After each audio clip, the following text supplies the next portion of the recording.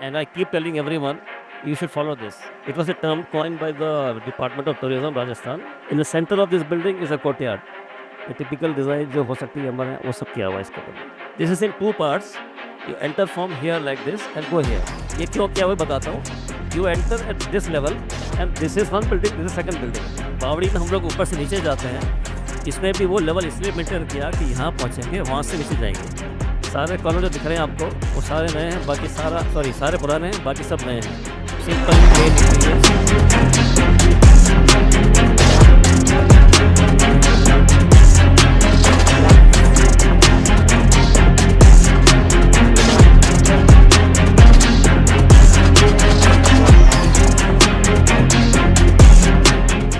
heritage, everyone knows this is a Renaissance heritage.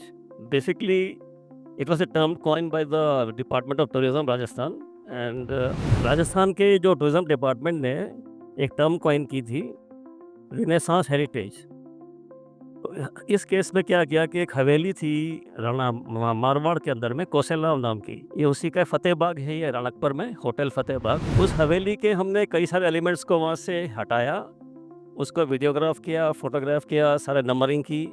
और वो छोटी सी थी, करीब 3000 स्क्वायर फुट के आसपास की जगह थी. उसको हमने इसके करीब 15000 स्क्वायर फुट में इसको डिस्ट्रीब्यूट कर दिया. हर एक एलिमेंट को जहाँ जहाँ पॉसिबल था वहाँ यूज़ किया है. This part, these are the original stone gokadas. Everything else you see is all new.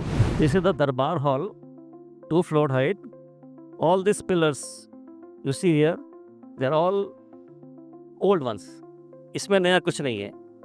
जितना भी आपको कॉलम्स दिख रहे हैं इसके अंदर में, जितने ब्रैकेट्स दिख रहे हैं इसके अंदर, और जितने भी दूसरे और एलिमेंट्स इस तरह के हैं, इवन ये जालियाँ दिख रही हैं, ये सारी उस हवेली की थी. बाकी सब कुछ नया बना हुआ है. इवन दैट गोखड़ा right in the center of the building, all these pillars, all these mehrabs, ये सारी उस हवेली की निकली हुई है. ये इसकी मेन एंट्री है और ये इसका रूम का इंटीरियर है. रूम के इंटीरियर्स में लगभग कुछ भी पुराना नहीं है, सभी कुछ नए बना हुआ है. सिर्फ वो एलिवेशन जहाँ जहाँ देखे वही कुछ था. प्लानिंग वाइज इसमें कोटा प्लानिंग है इसकी.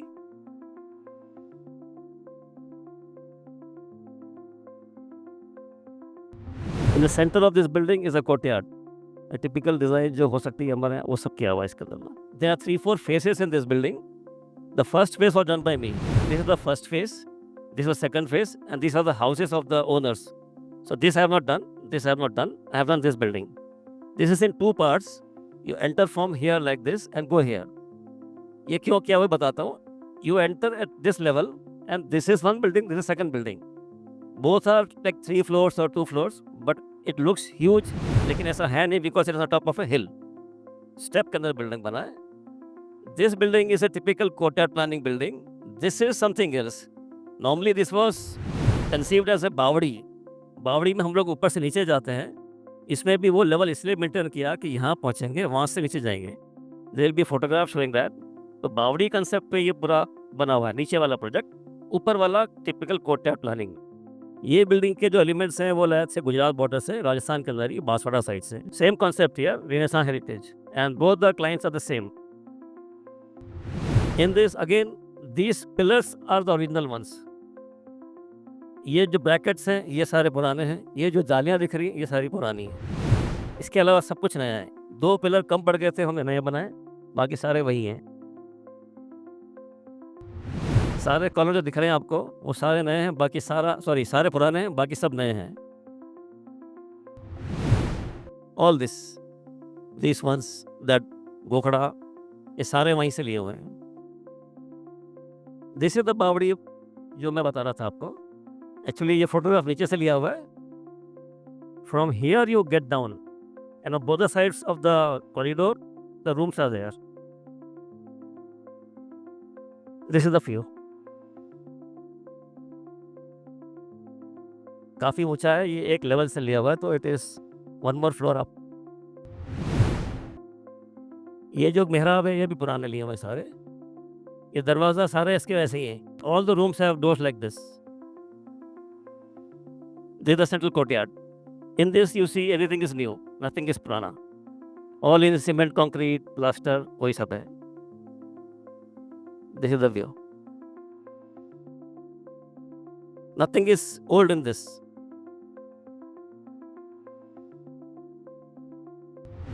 This is the reception area,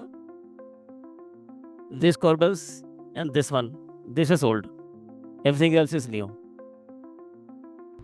Rooms are the most simplistic one, there are no false ceiling, no decorative thing inside, simple plain interiors, जैसा होना चाहिए किसी महलों में हुआ करता था पहले, वैसे ही लिया हुआ है, कोई एड ऑन नहीं किया इसके ऊपर में।